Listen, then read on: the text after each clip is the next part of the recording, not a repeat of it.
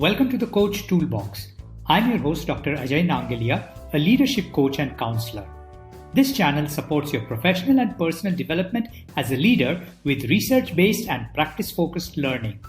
And we bring you the best career and life advice from guests who've been there and done that successfully. And now, our session today. Hi, everybody. Welcome to this conversation on managing success. Yes, you heard right, managing success. And of course, to anchor this conversation with us, we have with us Dinesh Deo, who's an excellent example of what success in life looks like. Dinesh is the CEO of JLT India, which is a Marsh McLennan company. And prior to that, he was the CEO of Bank of New York Mellon. And before that, of course, he's held senior level positions in companies such as GE and Thermax. And Dinesh is a chartered accountant and cost accountant by training and profession. Another great thing about Dinesh is that on this channel, he already has 4 episodes that he has spoken about. And he's spoken about topics like dealing with a career crisis, the lockdown month, career planning, managing a difficult boss, and today, we are talking with Dinesh about managing success. So, Dinesh, this sounds like a confusing theme to me, managing success. We should just enjoy success. Now, I mean, when I think of success, I remember that song, which says, Raat ko khao piyo, din ko aaram karo. So, abhi isme managing success kahan se aa? Actually, Ajay, this topic came to my mind during our last podcast, and we were talking about managing career crisis, right?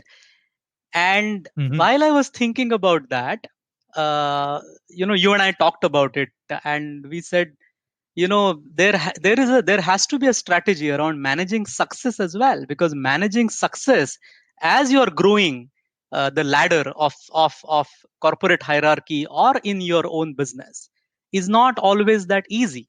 So that's when it came to my mind. And what I have in my mind to today talk about, I'll take a minute to explain that. The people who we are talking about today have seen success, right? They have seen promotions. They have now got higher responsibilities in life. They are in a new and bigger job. They have maybe done international assignments around the world. They have now been included in the senior committees in their organization, like a operating committee or a senior leadership committee or an executive committee and things like that. So they have basically seen success in life. But the people I'm talking about today are the one who, over a period of time, the success has sort of flattened. Now, mind you, these people are still successful, right? I'm not talking about people who are on a drop, not about that, right? They're doing well. But these are people, individuals who, over a period of time, the rate of growth or success has dropped. And because they're doing well, right, even though today they are doing well, somewhere it takes time for these things to recognize, or the reality to awaken that maybe now I am not on that growth path that I was. And at that point of time, the worry starts as to what future holds for me. That sort of situation and condition is what we are talking about. And so, listeners, if you are already in that situation, you can relate to what I'm saying, then of course this is for you. But others who aspire, right, and want to grow and make big in life, listen to this, because these are some of the traps you may want to avoid. So true. And why not learn from experience and avoid traps rather than going in them and then coming out of it? Experience is a very costly teacher. And you spoke about how this idea started. That is from our episode on managing career crisis. So I just wanted to share with all our listeners is all of Dinesh's previous 4 episodes. I will put the title and the links in the description for this podcast episode. So please feel free to go ahead and check those episodes out also. All right, we've defined who are the people whom we are talking about in terms of managing success. What starts changing? Tell us a little bit more about what's changing now. See, the positive impact of success, right? Let's talk about that a little bit, right? These are the individuals. When the success starts to come, it certainly boosts confidence, the reputation, the perception about the individual changes for better. Money comes with that, right? This is a situation where money starts to flow, and that changes lifestyle, that further boosts confidence. I remember, Ajay, I mean, my car, I remember that I had a Maruti Zen. That was my first car. And when the success started to come, I purchased a Toyota Corolla. And I purchased many cars later than that. But, I distinctly remember the day I got that car and I sat on the wheel. That success that comes to you, the feel of that is something amazing, right? That further boosts your confidence. It tells you in your way, and I hope people can relate to it, that wow, I could do this, I can do more. Those things start to happen. New opportunities then start to come, because now you're in a different sphere, you're dealing with different people, new relationships develop, and in a way success starts to bring success. Now, however, again, bringing back to the topic, the logic always should continue and say that success brings success, and that chain should never stop. But what we are going to today talk about are the situation where, even though initially it is true, why does then in future, or as the career progresses, the saga doesn't continue, right? Why some of those things happen, where the plateau, the flattening of the curve comes? What could be those situations? So the issue is that that acceleration, that rapid growth sort of starts stabilizing, and one has to be alert to noticing this.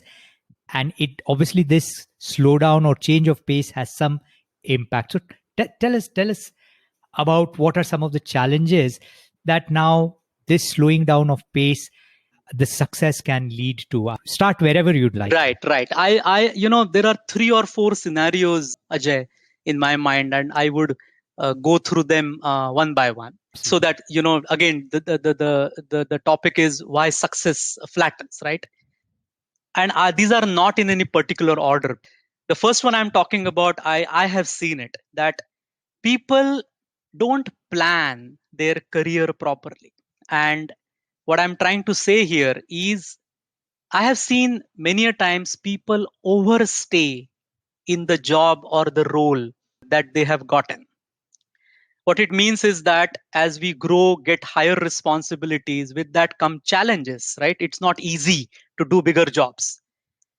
But once, and the challenge of doing that job and the success that comes with it initially gives you a kick, and you get into managing that, more success comes in terms of work satisfaction. And it is very easy to be busy, right? They say that. And so in that higher responsibility role, because there is so much to do, and again, I repeat that these individuals are doing well, they get into that circle of managing what they are doing today. And that process takes longer than, or they stay in that stage longer than perhaps they should. Career has to be looked at carefully every year, every couple of years, and every one of us should revisit and check ourselves. Am I at the right spot? Am I overstaying in this role? Should I be looking for a change?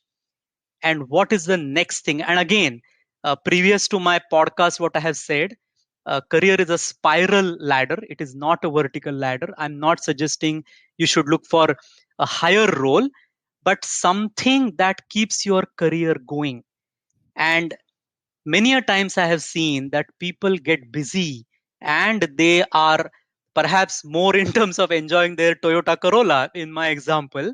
Somewhere they lose track of where is this curve or my career going, and should I be doing a change now, or that should have been yesterday.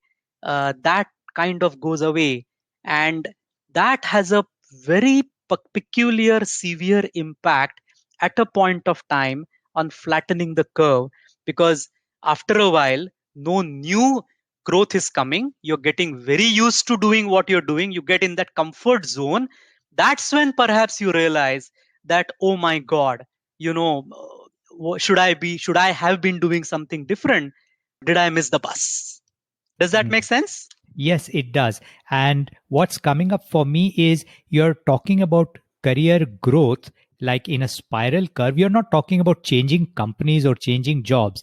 You could be in the same environment, moving ahead, taking on additional responsibilities, doing different stuff, making lateral moves. It's not about changing companies. It's really about progressing in your own career and keep that momentum up. Exactly, exactly, exactly. I love your statement. It's easy to be Yeah. busy, and it can be deceptive also, right? Because we get busier and busier, and we can mistake that with actually forward movement or momentum. It's just we're going around in circles Correct, only. correct, correct. The second scenario that comes to my mind, and I don't know how it will sound to listeners, but people, when they become successful, I have seen some of them get arrogance in themselves. They say, right, success goes into your head. The behavior, attitude changes with the success. What brought you here perhaps was a skill or an attitude of, say, communicating with people, being a people oriented leader. Those qualities start to change, and if that arrogance sort of comes in, the leader over a period of time distances from the masses, if I can use that word. We should never forget that as a leader, the biggest quality that you need is humility, right? The ability to still stay in touch with your people. A leader alone cannot do anything, right? Our teams are what actually do the work, and many a times we see the success, which is efforts of people around you. If that happens, where the attitude changes and people don't stay connected to the ground, you know, it will definitely, if not today, will start to have impact on the career curve. Managing success will become difficult if you are not grounded. And that's another thing that comes to my mind, that while you are growing, right, how do you still maintain and be conscious and cautious about what you should be doing on your attitude and people side especially, is also going to define your career curve. I hope this is a very different thought. I think, it is and not applicable to everyone. Not everyone is like that, but this is something I have seen in people, and that eventually impacts them. That's what I thought I should bring it up. I think it's an important point. The fact that one should stay grounded, despite success or because of success or with success, and also to be conscious and cautious. These are absolutely very strong safeguards to prevent negative impact of, for example, becoming very arrogant or disjointed from the ground level reality. So true. Third thing that comes to my mind is a person may reach their level of incompetency. Now, what I'm trying to say here, and we have seen, right, in our own career, some people, and I'm using hypothetical hierarchy, but some people become a team leader, but they never grow beyond a team leader. Some people become assistant vice president, but they don't grow beyond that level ever. Some people become a CEO of a medium scale organization, but they don't grow out of that. At what stage individual will reach their own level of incompetency, Or to put it in the other words, when will they hit the glass ceiling above them that they are not able to break, is different for each one.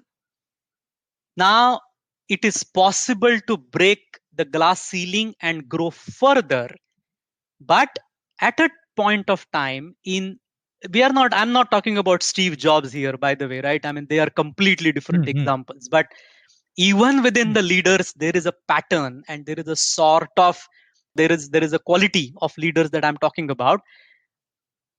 There is a chance that you're not growing because you have reached that glass ceiling and you're not able to break. Now, again, I'm repeating, it is possible, but the point I'm trying to make is be aware of that. If you are getting a feeling that my career is going nowhere, even though I have seen success, it is worth asking yourself a question that is it a question of my reaching my potential? And the example I can give here, Ajay, is, if you become say a senior leader in an organization, now you're regularly getting exposed to talking to, say, an audit committee, to the executive committee of the organization. In each interaction, they are evaluating you.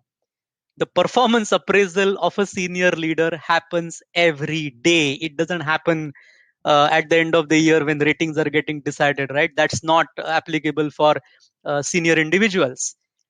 And now, so in those evaluations, if they are judging you for bigger roles than what you're doing today, and if you are found to be not competent, take that as an answer that you have reached the level of incompetency. And so two things can be done here. One, the individual then tries to break the glass ceiling and go up, or accept it. There is nothing wrong in that as well, right? I mean, we get one life to live. If I think that this is level which I have reached, there are always other things that you can choose to do at that point of time in your career. And there is always time to do different things. But the awareness of this and effort, I think, is very, very important. This sort of ties in also, the reaching the ceiling, the level of incompetence. Also, it links to you said we don't plan our career in terms of moving forward. So the thought that comes to my mind is, therefore, what can leaders, senior leaders, do to enhance their competencies, to develop the range, but just to push it up a little bit or to be more effective? What are some thoughts senior leaders must focus on? What are things they must do? Absolutely, a very good question. That, and on a individual side, on the personal side, I think the one thing that will help everyone is skill building. When things are going well, when you are still on the up curve, to pay attention to what is my next, what do I want to do next, this role that I'm doing today, where is it likely to take me tomorrow? Does that fit into what I want to do? And then, most important, what is a skill that I require to go where I want to go? And this one is applicable to individual contributors as well as to the people leaders, right? Because that's the broad two set of careers that typically most people have. But in both the scenarios, the skills are, of course, different, right? For an example, I think communication becomes the most important, one of the most important skill as you grow senior leader, a people leader in the organization, right? Even if you're a CEO and talking to analysts every quarter for the earnings release, you are communicating, and how you communicate is a skill. And so if you aspire to be doing those roles, and if you are at that level, you are likely to get it. Are you developing that skill? And if that one thing doesn't happen, you can take it that the career graph is going to flatten. Now, again, I repeat, you are doing well, right? I'm not talking about people who are struggling. I'm talking about people who are successful. But from the today's success to go to tomorrow, there is one important saying, right? What brought me here is not going to take me there. And that one to remember every day and work on it is, I think, will make a big difference. You've mentioned communication as a key skill. Any other skills come to mind? In terms of, if there is an individual contributor, Ajay, then today is all about technology, right? It is all about, for example, Yeah, data yeah. science and the I mean, I don't know much about, but Python and R and all the languages that today's kids use. But I know that if they don't upskill themselves every 6 months, there is a chance they will become redundant. So technical skills, if you especially are individual contributor, but even in as a business leader, if you are not aware of today's technology, I think it is going to come in your way. So tech, technical skills, getting better at that, again, you don't need to be on a scale of 1 to 10. You don't need to be 8, 9 or 10. Your awareness at 5 could be good for your role, but that is required, I think, and people should be paying attention to that. Absolutely. And you're a chartered accountant, so you've never faced this issue. But many senior operations leaders, one of the things that holds them back is their inability to really understand finance, talk numbers, relate to the numbers of their own operations of their own company, and be very comfortable with it. And that's usually a key ask for coaches, is that this person must start talking business now, must start talking numbers, cash flows, balance sheet, this, that. And they are not able to do that. They may have done MBA, many years ago, but that seems to be another Yeah, skill that senior leaders could focus on. very true. Very, very true, right? I mean, every business leader, the budget process for the next year, the quarterly cost and revenue forecast, the various ratios and analysis that are thrown at you by your team, the ability to grasp it, understand it, and especially if you are not from a finance background and it is highly technical, right? To be able to master skill on that is highly important. Like I talked about technology skills, I think finance skills, like you mentioned, is super important for leaders, and that's one skill building that I highly recommend that people spend time on learnings. Right? I advise it, Ajay, to everyone. The one way to start that is for companies that you like. Every quarter, the CEO of that organization holds a 1 hour earnings release call, which is available to everyone. And you get to see analysts from the big banks grilling the CEOs on their financial Uh, performance for that quarter.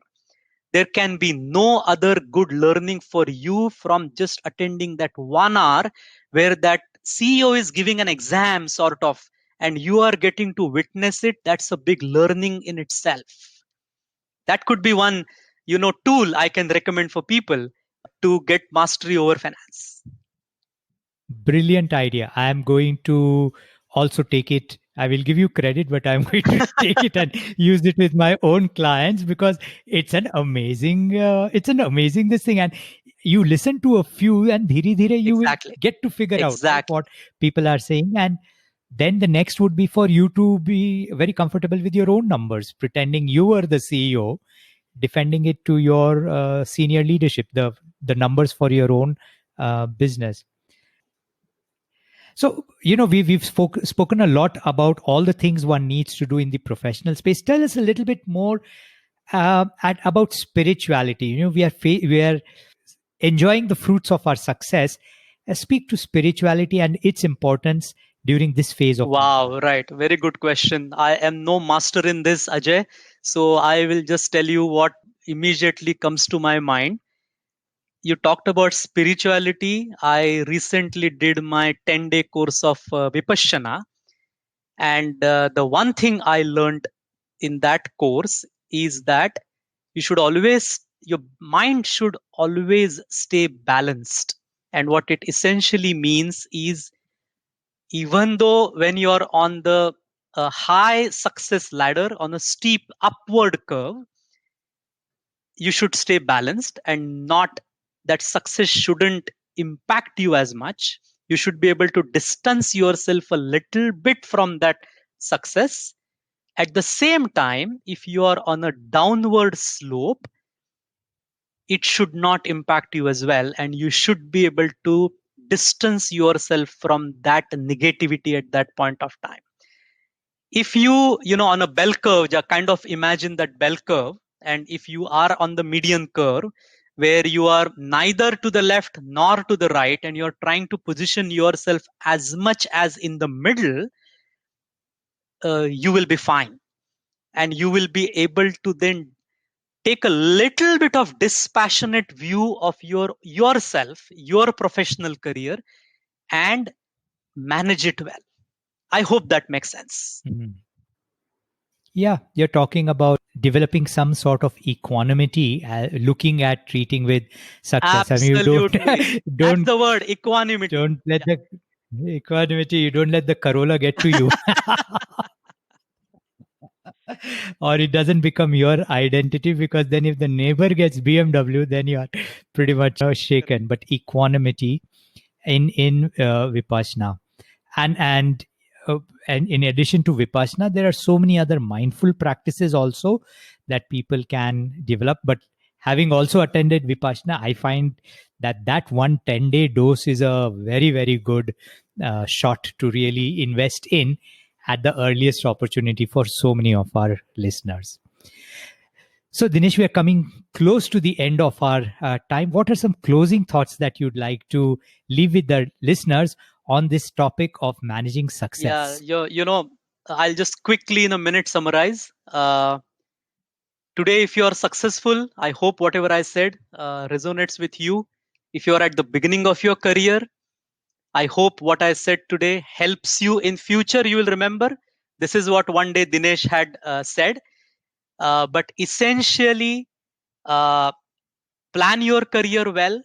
Ask yourself a question every year or two. Are you still on the right track? Don't success let go in your head. Stay grounded as much as you can. Keep checking on your level of, I would say, glass ceiling. That's a better word. And keep building skills. These are the things that I would say, Ajay. I hope it resonates with the listeners. I think it is valuable advice, very, very practical, very, very down to earth, and also, of course, focusing on the spiritual aspects to support us during the successful phase so that it helps us stay grounded as human beings. So, Dinesh, it's always a pleasure to have you as a guest on our show. Today is number 5. Listeners, I encourage you to check out the previous 4 episodes. They are also absolute gold. So, Dinesh, we look forward for episode number 7. 6, sorry, yeah. Episode number 6 in the near future. Thank you so much for being with us. Thank you. Thank you. And that's it for today. Thank you for listening. Please connect with us on coachtoolbox@gmail.com. We'd love to hear from you. And don't forget to follow, subscribe, and review this channel. Details of our ICF-approved coach training programs and our services as executive coaches and coaching supervisors are on www.globalcoachtrust.org. See you in our next session.